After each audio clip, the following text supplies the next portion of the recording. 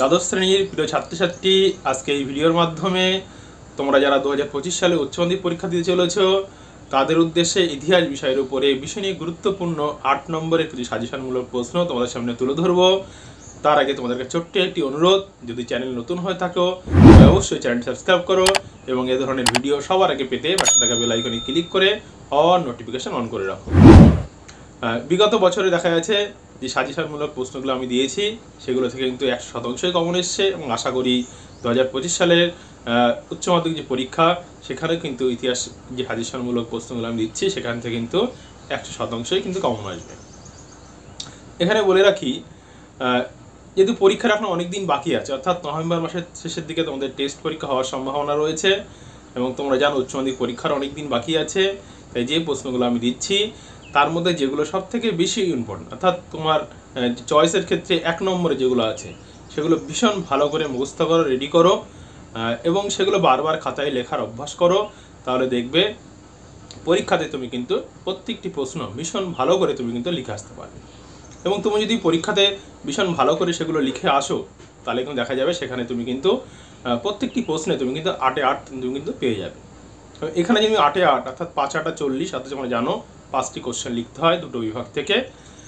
তাহলে শর্ট প্রশ্ন যেগুলো আছে 40 নম্বরের, অর্থাৎ এমসিকিউ এসকিউ মিলিয়ে, সেখানে কিন্তু তোমাকে তুমি যদি 40-এ 40 পাও তাহলে কিন্তু তুমি কিন্তু এখানে 80-তে 80 পেয়ে যাবে। এবং জানো প্রজেক্ট সেখানে কিন্তু 20 নম্বর আছে এবং সেক্ষেত্রে কিন্তু 90% উপরে বা 95-এর উপরে কিন্তু পাওয়া ভালো নাম্বার একটা সম্ভাবনা কিন্তু থেকে যাচ্ছে। এখানে বলে রাখি, আজকে এই ভিডিওর মাধ্যমে মূলত বিভাগ ক, অর্থাৎ তোমরা জানো বড় প্রশ্ন যে লিখতে হয় তোমাদেরকে 5টি প্রশ্ন দুটো বিভাগ থেকে লিখতে হয়, অর্থাৎ তুমি একটি বিভাগ থেকে 3টি কোশ্চেন অথবা একটি বিভাগ থেকে 2টো কোশ্চেন তোমাকে লিখতে হয়, অর্থাৎ দুটি বিভাগ থেকে 2টো করে লিখে মোট 5টা প্রশ্ন, অর্থাৎ কোনো একটা বিভাগ থেকে তোমাকে 2টো লিখতে হবে এবং অন্য একটি বিভাগ থেকে তোমাকে কিন্তু 3টে কোশ্চেন লিখতে হবে এবং মোট এই 5টি কোশ্চেন 5-8 40 নম্বর তোমাকে অ্যান্সার করতে হয়। আজকে এই ভিডিওর মাধ্যমে মূলত বিভাগ যে ক, অর্থাৎ উচ্চ মাধ্যমিক ইতিহাসের প্রথম যে 4টি অধ্যায় আছে তোমরা জানো সেই 4টি অধ্যায় মিলে বিভাগ ক এবং পরের 4টি অধ্যায় নিয়ে তৈরি হয়েছে বিভাগ খ। বিভাগ ক এর থেকেই আজকে আমি প্রধানত ভীষণ গুরুত্বপূর্ণ যে প্রশ্নগুলো আছে সেগুলো তোমাদের সামনে তুলে ধরবো এবং বাকি যে অধ্যায়গুলো অর্থাৎ বিভাগ খ বা বাকি যে 4টি অধ্যায় আছে সেই 4টি অধ্যায় থেকে ভিডিও আগামী 2-1 দিনের মধ্যেই পোস্ট করে দেবো। তাই অবশ্যই চ্যানেল সাবস্ক্রাইব করে আমাদের সাথে থাকো এবং সেই সঙ্গে সঙ্গে এ ধরনের ভিডিও পেতে পাশে থাকা বেল আইকনে ক্লিক করে অল নোটিফিকেশন অন করে রাখো। আবারও তোমাদেরকে বলছি, আমি যে প্রশ্নগুলো দিচ্ছি তার মধ্যে যেগুলো সব থেকে বেশি ইম্পর্টেন্ট সেগুলো তোমরা ভীষণ ভালো করে তৈরি করো, কারণ কিন্তু উচ্চ মাধ্যমিক পরীক্ষায় সেখানে দেখা যায় যে ইতিহাসের প্রশ্ন সাধারণত একটা বাঁধাধরা ছকের মধ্যেই প্রশ্ন হয়। তাই এই প্রশ্নগুলো তোমরা যদি ভালো করে রেডি করো তাহলে কিন্তু তোমার পরীক্ষাতে 100%ই কিন্তু তোমরা কিন্তু কমন পাবে।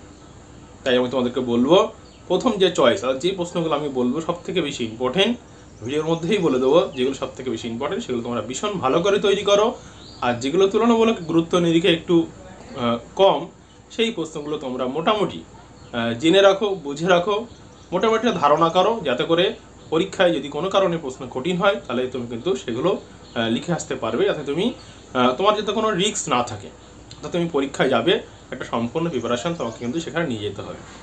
আর যারা চাইছো যে অল্প পড়বো তারা কিন্তু এই প্রথম যে চয়েস তার যে ভীষণ ইম্পর্টেন্ট প্রশ্ন সেগুলোই তৈরি করো এবং ফাইনাল পরীক্ষার আগে অবশ্যই আমি তোমাদেরকে একদম অল্প কটা প্রশ্ন, অর্থাৎ গত বছর আমি কিন্তু 10 থেকে 15টি প্রশ্ন দিয়েছিলাম, তার মধ্যে থেকেই কিন্তু সমস্ত প্রশ্ন কমন এসেছিল। টেস্ট পরীক্ষার ঠিক আগে এবং ফাইনাল পরীক্ষার আগে কিন্তু আরেকটি ভিডিওর মধ্যে দিয়ে সেখানে গুরুত্বপূর্ণ সব থেকে যেগুলো গুরুত্ব নিয়ে এগিয়ে সেই প্রশ্নগুলো তোমাদের সামনে আমি শেয়ার করব। এখন যে প্রশ্নগুলো দিচ্ছি যেগুলো সব থেকে বেশি ইম্পর্টেন্ট সেগুলো বারবার প্র্যাকটিস করো, এই যেগুলো কম ইম্পর্টেন্ট সেগুলো সম্পর্কে একটা ধারণা তৈরি করো। চলো তাহলে দেখে যাও আজকের গুরুত্বপূর্ণ সাজেশনমূলক 8 নম্বরের প্রশ্ন বিভাগ ক এর। দেখে নাও প্রথম অধ্যায় থেকে প্রথম প্রশ্ন, জাদুঘর কাকে বলে? অতীত পুনর্নির্মাণে জাদুঘরের ভূমিকা লেখো। এই প্রশ্নটি কিন্তু পরীক্ষায় আসার সম্ভাবনা ভীষণ পরিমাণের রয়েছে। 2, মিথ বলতে কী বোঝো? মিথ ও কিংবদন্তির মধ্যে পার্থক্য নির্দেশ করো, এটিও গুরুত্বপূর্ণ একটি প্রশ্ন। 3, পেশাদার ইতিহাস বলতে কী বোঝায়? অপেশাদারী ইতিহাসের সঙ্গে পেশাদার ইতিহাসের পার্থক্য কী, এটিও একটি ভীষণ গুরুত্বপূর্ণ প্রশ্ন।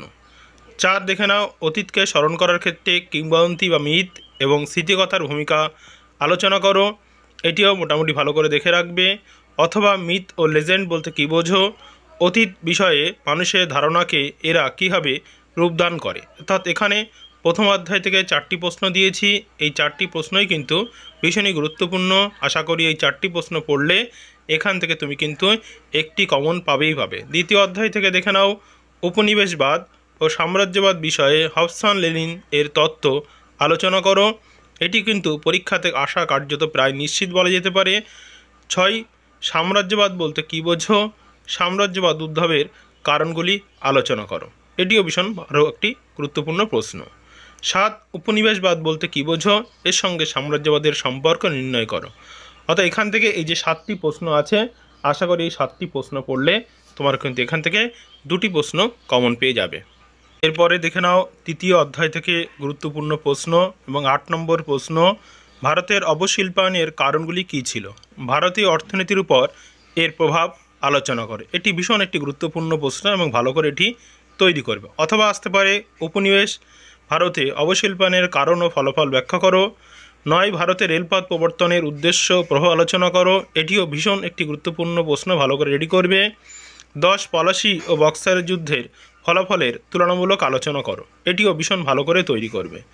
এছাড়া নানকিং ও ভিয়েন্তিয়েনশিনের সন্ধির মূল শর্তগুলি আলোচনা করো, অথবা নানকিং সন্ধির শর্তগুলি কী ছিল, অথবা আসতে পারে চীনের উপর আরোপিত অসম চুক্তিগুলি সংক্ষিপ্ত আলোচনা করো, এটি মোটামুটি দেখে রাখবে। 12 দাগের প্রশ্ন দেখে নাও, চিরস্থায়ী বন্দোবস্তের প্রধান শর্তগুলি লেখো, ভারতীয় অর্থনীতিতে এর প্রভাব কী ছিল। অথবা আসতে পারে ব্রিটিশ ইস্ট ইন্ডিয়া কোম্পানির আমলে ভারতের ভূমি রাজস্ব ব্যবস্থার বিবরণ দাও। অর্থাৎ এখানেও 4টি প্রশ্ন আছে, এই 4টি প্রশ্নই কিন্তু ভীষণ ইম্পর্টেন্ট প্রশ্ন এবং এই 4টি রেডি করলে তোমরা কিন্তু একটি কমন পাবেই পাবে। তার মধ্যে 8, 9, 10 এবং 12 এই 3টি প্রশ্ন কিন্তু গুরুত্ব নিরিখে সবথেকে বেশি এগিয়ে আছে। এখনও পর্যন্ত ভিডিওটি লাইক না করলে অবশ্যই একটি লাইক করো এবং সেই সঙ্গে সঙ্গে একটি কমেন্ট করো, কারণ তোমাদের একটি লাইক ও কমেন্ট আমাদেরকে সুন্দর ভিডিও তৈরি করতে অনেক বেশি উৎসাহিত করে। দেখে নাও 4th অধ্যায়ের প্রশ্ন এবং 13 নম্বর প্রশ্ন, 19 শতকে বাংলার নবজাগরণের প্রকৃতি, বৈশিষ্ট্য ও সীমাবদ্ধতা কী ছিল, এটি মোটামুটি তোমরা কিন্তু রেডি করে রাখবে। 14 দাগের প্রশ্ন, ভারতে একজন সমাজ সংস্কারক হিসাবে রাজা রামমোহন রায়ের অবদানে মূল্যায়ন করো, এটি কিন্তু ভীষণ ইম্পর্টেন্ট একটি প্রশ্ন এবং পরীক্ষায় বলা যেতে পারে আশা কার্যত কিন্তু প্রায় নিশ্চিত। 15 দাগের প্রশ্ন, চীনের চৌঠা মে আন্দোলনের কারণ ও প্রভাব সম্পর্কে আলোচনা করো, এটিও কিন্তু একটা ভীষণ গুরুত্বপূর্ণ প্রশ্ন এবং এটিও কিন্তু আসার সম্ভাবনা কিন্তু প্রবল। 16 দাগের প্রশ্ন, আলিগড় আন্দোলন কি, এই আন্দোলনে স্যার সৈয়দ আহমেদের অবদান মূল্যায়ন করো। অথবা আসতে পারে আলিগড় আন্দোলনের সংক্ষিপ্ত পরিচয় দাও, এটিও কিন্তু ভীষণ একটি গুরুত্বপূর্ণ প্রশ্ন। 17 দাগ, ব্রিটিশ শাসনে ভারতের আদিবাসী ও দলিত সম্প্রদায়ের আন্দোলনের বিবরণ দাও, এটি মোটামুটি দেখে রাখবে। অর্থাৎ এখান থেকে 14, 15, 16 এবং এই 3টি প্রশ্নের মধ্যে থেকে আশা করা যেতে পারে একটি প্রশ্ন কিন্তু পরীক্ষাতে আসার সম্ভাবনা রয়েছে। বাকি অধ্যায়গুলি অথবা বিভাগ ক্ষয়ের সাজেশনমূলক প্রশ্নগুলো পেতে অবশ্যই চ্যানেল সাবস্ক্রাইব করে বেল আইকনে ক্লিক করে অল নোটিফিকেশান অন করে রাখো। ভিডিওটি দেখার জন্য তোমাকে অনেক ধন্যবাদ।